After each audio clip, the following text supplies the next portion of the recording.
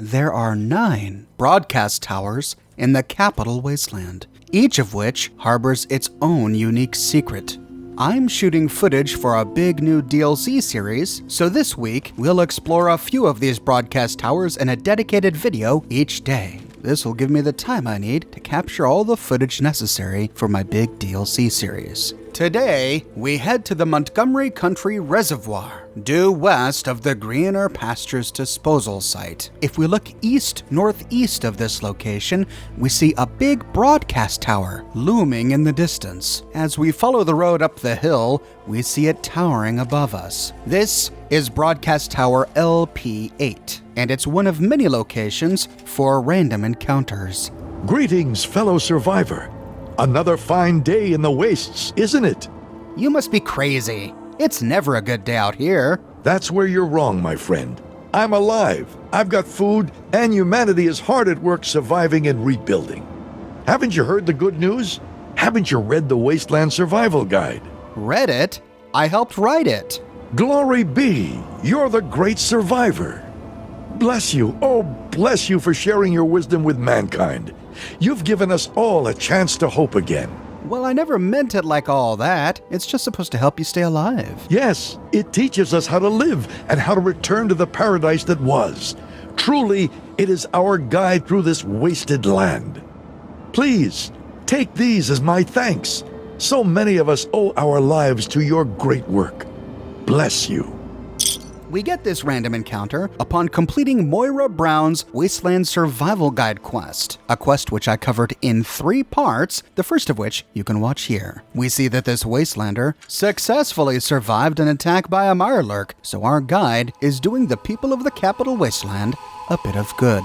The broadcast tower is encircled by a large fence, but the gate is not locked. We can go ahead and open it. There's really nothing inside this tiny square. However, we do find an electrical switch on a nearby power pod. If we flip it,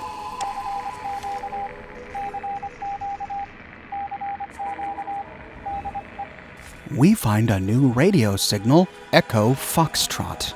This should be immediately familiar to anyone who watched my video on Chinese spies. This is not the first time we've encountered a pre-war Morse code signal. The last time we discovered a bunch of Chinese spies holed up underground trying to communicate with their comrades at a nearby factory. But what could this one be about? Well, translating the Morse code reveals the following: CQ, CQ, CQ, DE, EF, EF, EF, K. In my video on Chinese spies, I explained how to interpret these Morse code signals. We know that CQ is shorthand for calling anyone, that DE means from, and that EF is likely the operator's call sign, in this case, Echo Foxtrot. With K meaning over, we can piece this together to learn that the signal says, calling anyone, from Echo Foxtrot, over.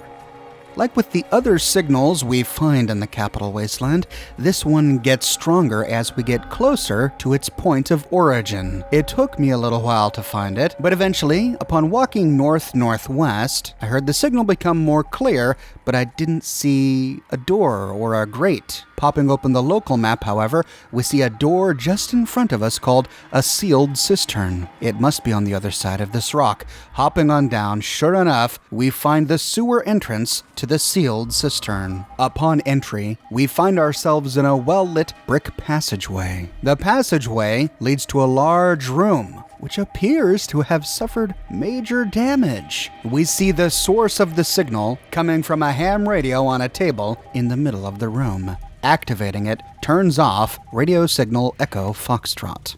We see a lot of evidence in this room that we can use to piece together a story of what happened here. There are darts, a lunchbox, and box after box of Salisbury steak littering the floor and on the table. On the table, we also find a big book of science, and lying before the chair next to the table is the torso and head of a human skeleton.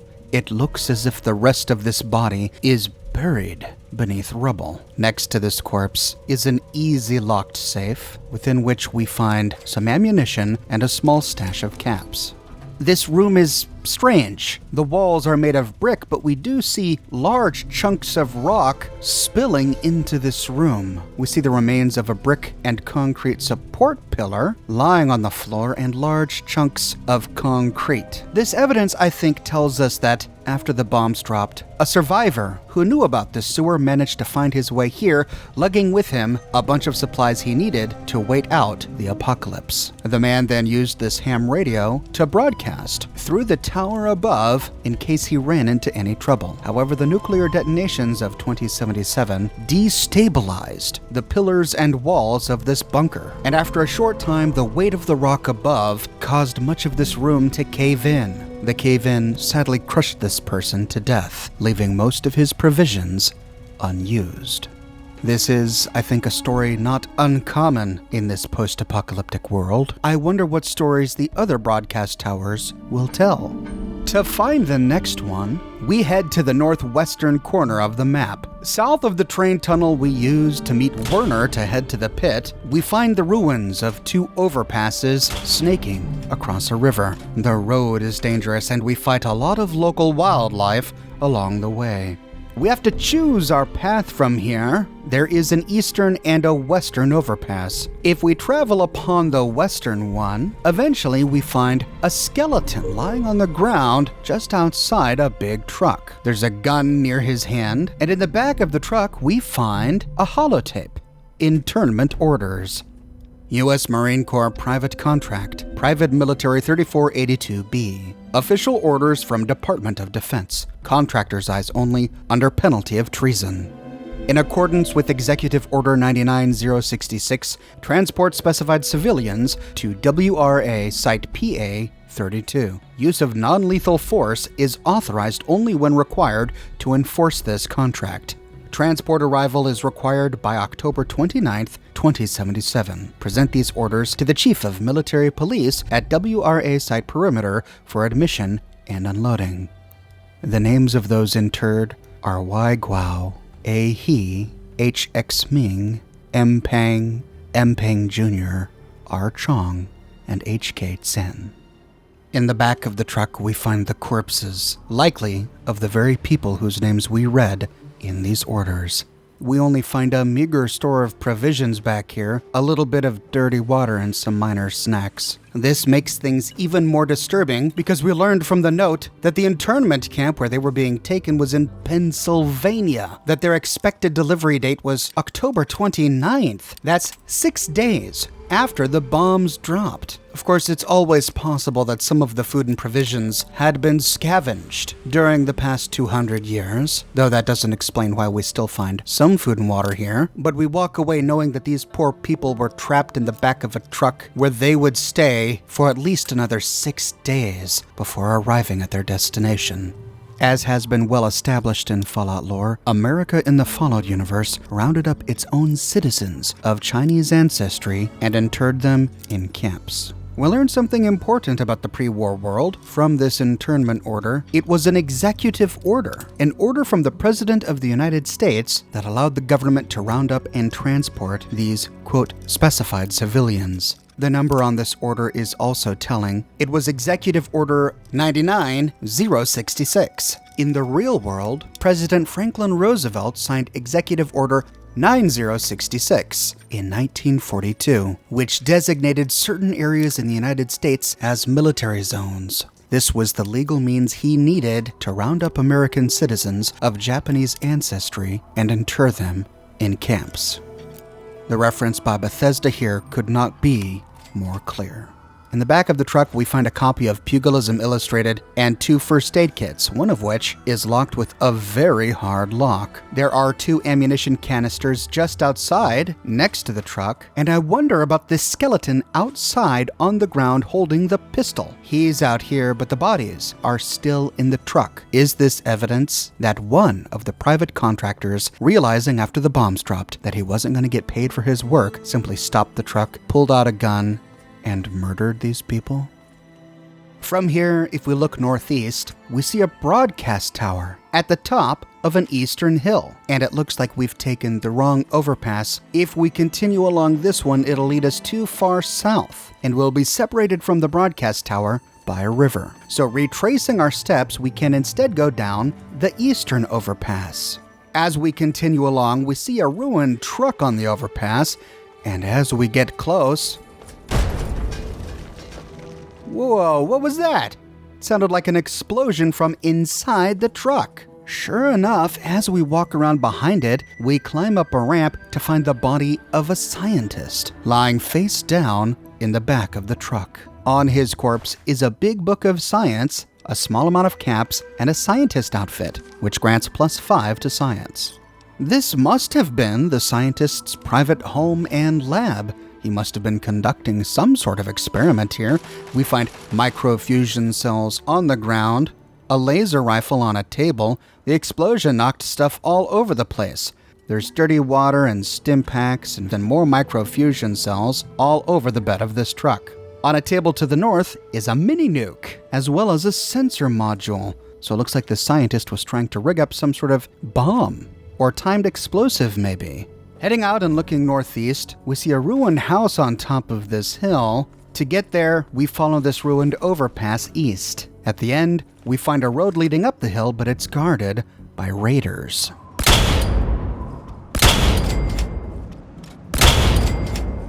These raiders have set up a roadblock in the middle of the road using wrecked cars. They're using these cars as personal fortifications. Looks like their plan is to waylay travelers trying to use this road. We find another raider at the top of this hill. He has quite a little camp back here. It even includes a beautiful Persian rug. Behind a sandbag barricade, we find a grenade box, but before we can loot it, we get attacked. More raiders race down from another wrecked car fortification that I failed to see up the hill.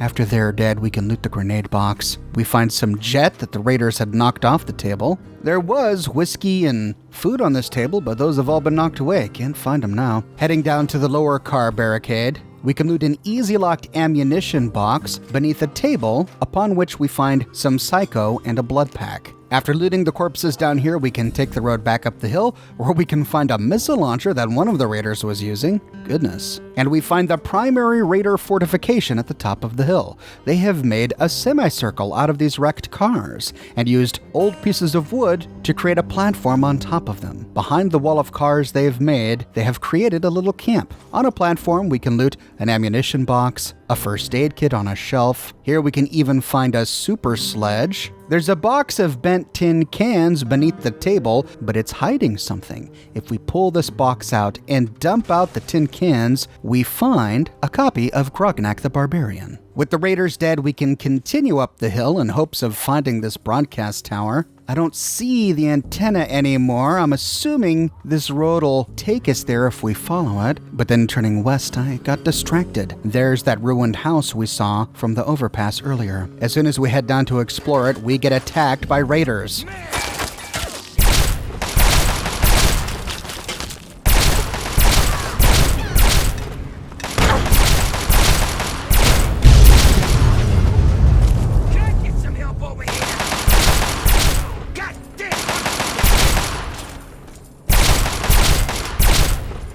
Well, I probably should have pulled out my Gatling laser for that. My metal blaster was not really that useful at long range. Inside the wrecked house, we find a mini nuke in the bathtub next to a human skeleton.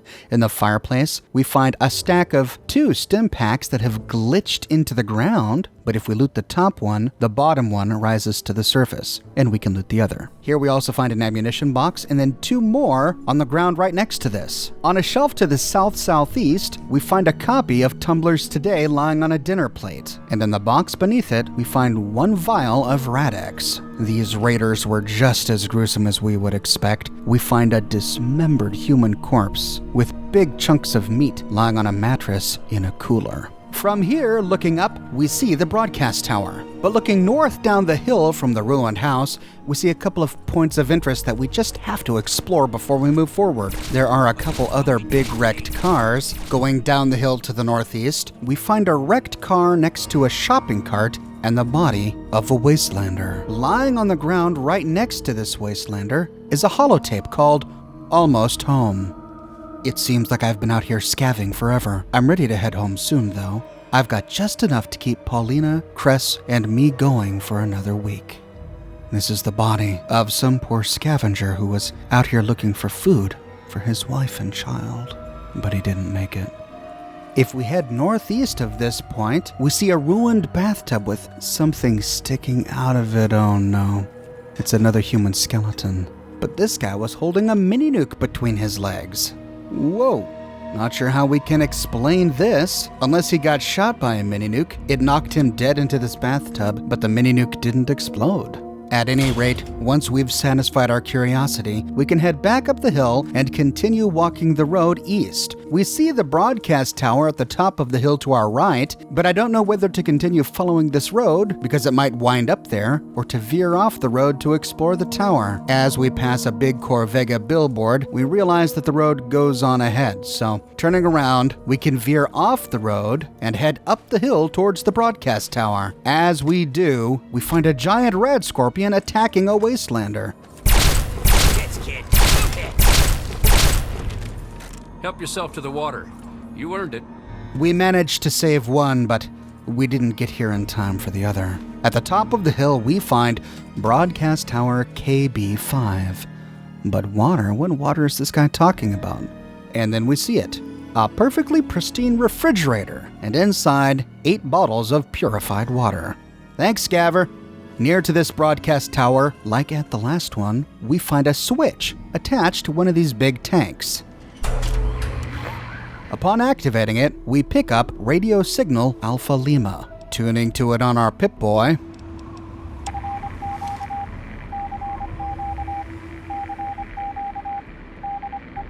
this, like the last one, is written in Morse code, and it says almost the same thing. Calling anyone, calling anyone, calling anyone from Alfa Lima, Alfa Lima, Alfa Lima, over. So the only thing that's different is this operator's call sign. The signal gets stronger as we walk around towards the northeast. Eventually we see a big pipe sticking out of the hillside. It burrows into the hill directly beneath the broadcast tower. Inside, we find a large drainage chamber. We see pipes leaking some sort of green ooze from the ceiling and a stepladder directly beneath it. There is a door to the north, and upon opening it, we find a stairway leading to a platform. At the top is a skeleton. There's a 10mm pistol in his hand, and on the ground next to him is a copy of Tumblers Today and a box of bobby pins. As we examine the door, we realize exactly what this guy was doing. He was trying to pick this lock. The door is locked with an average lock, and upon picking it, we find ourselves in a large room. The ham radio is lying on a table to the west, and we can turn off radio signal Alfa Lima by activating it.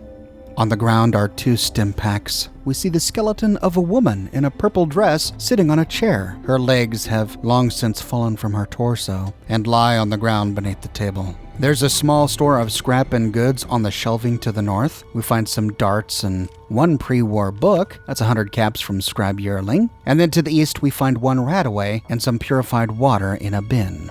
Here's the story I see in this scene. A woman, possibly being pursued by a raider or an estranged husband or boyfriend, finds her way into this drainage chamber. Perhaps this chamber was a survival shelter that she and her significant other had set up, which is why we find all of the food on the shelf nearby. But for some reason, she came here alone and locked the door behind her. This man, with a copy of Tumblers Today, a box of bobby pins, and a 10mm pistol, tried unsuccessfully to pick his way into this room to gain access to the woman. With the man banging on the door and trying to pick the lock, the woman frantically turns on the ham radio, tries to get someone, anyone, to come and help her. But before she can get a response, and before the man can break in, they both die, succumbing to the radiation exposure they endured while fleeing to this drainage pipe. And thus closes another chapter to the dark history of pre-war America in the Fallout universe. There are many more broadcast towers in the game. We'll explore each of them in upcoming videos. Thanks for watching, everyone. I'm working hard to get this footage shot for my upcoming DLC series. If you want to make sure you don't miss that series, or any of the videos in this series on Capital Wasteland broadcast towers, be sure to subscribe and to click that bell notification button. I publish a new video 6 days a week on a wide range of topics spanning all of the games. I have a brand new shirt in the shop, folks. End of Dungeon Steamer Trunk. You can find this design on your favorite type of t-shirt in a wide range of colors and a variety of sizes. It also comes on other products, including mugs. I've got a wide selection of designs available on the shop, so if you're interested, you can find a link to my shop in the description below, or you can click here. Follow me on Facebook and Twitter to keep up to date with all Oxhorn news, and if you like what I do, and you want to support me in a more personal way, consider becoming one of my patrons on Patreon. But more than anything, I'm just so glad you're here watching this video with me today. Thank you so much for watching, and I'll see you tomorrow morning, bright and early, with a brand new video.